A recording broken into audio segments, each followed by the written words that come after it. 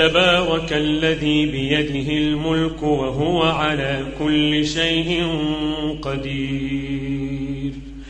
الذي خلق الموت والحياة ليبلوكم أيكم أحسن عملا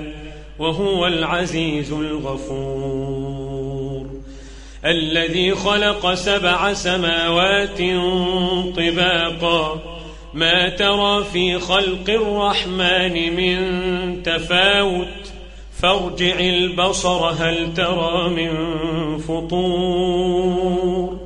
ثم ارجع البصر كرتين ينقلب إليك البصر خاسئا وهو حسير ولقد زينا السماء الدنيا بمصابيح وجعلناها رجوما للشياطين وأعتدنا لهم عذاب السعير وللذين كفروا بربهم عذاب جهنم وبئس المصير إذا ألقوا فيها سمعوا لها شهيقا وهي تفور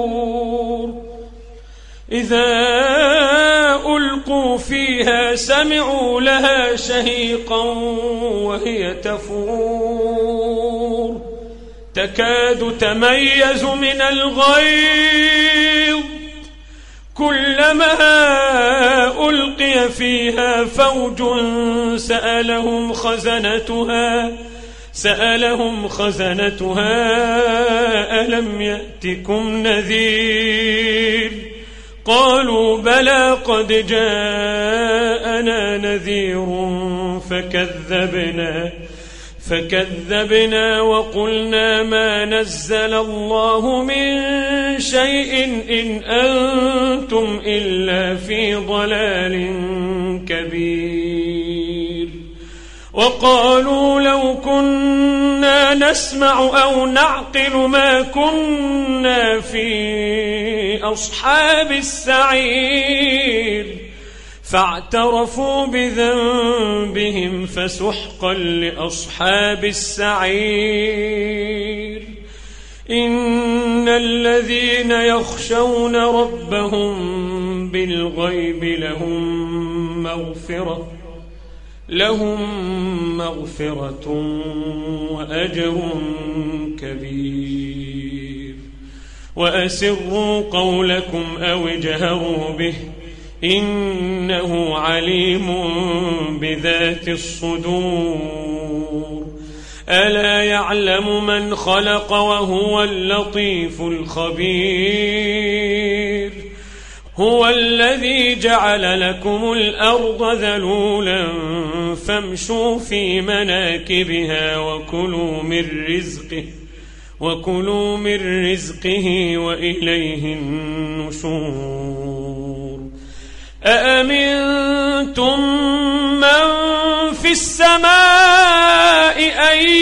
يخسف بكم الأرض فإذا هي تمور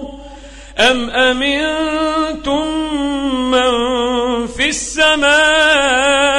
أن يرسل عليكم حاصبا فستعلمون كيف نذير ولقد كذب الذين من قبلهم فكيف كان نكير أولم يروا إلى الطير فوقهم صافات ويقبض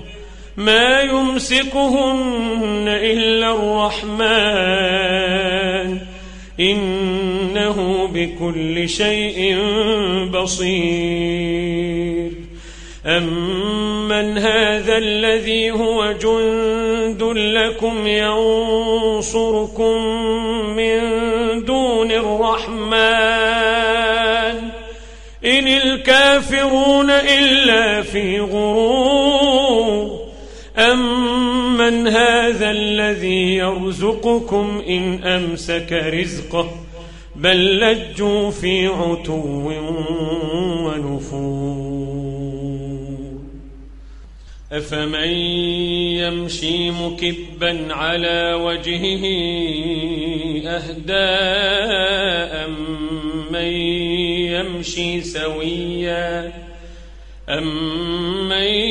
يمشي سويا على صراط مستقيم قل هو الذي أنشأكم وجعل لكم السمع والأبصار والأفئدة قليلا ما تشكرون قل هو الذي ذرأكم في الأرض وإليه تحشرون ويقولون متى هذا الوعد إن كنتم صادقين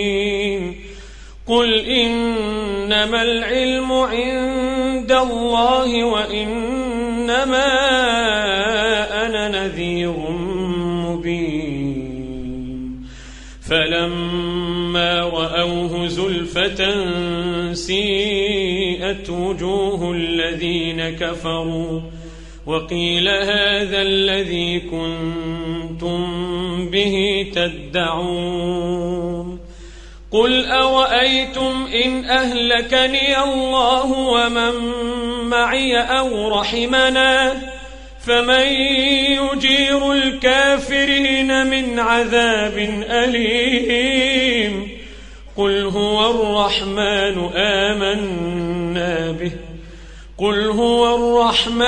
آمنا به وعليه توكلنا فستعلمون من هو في ضلال مبين قل أرأيتم إن أصبح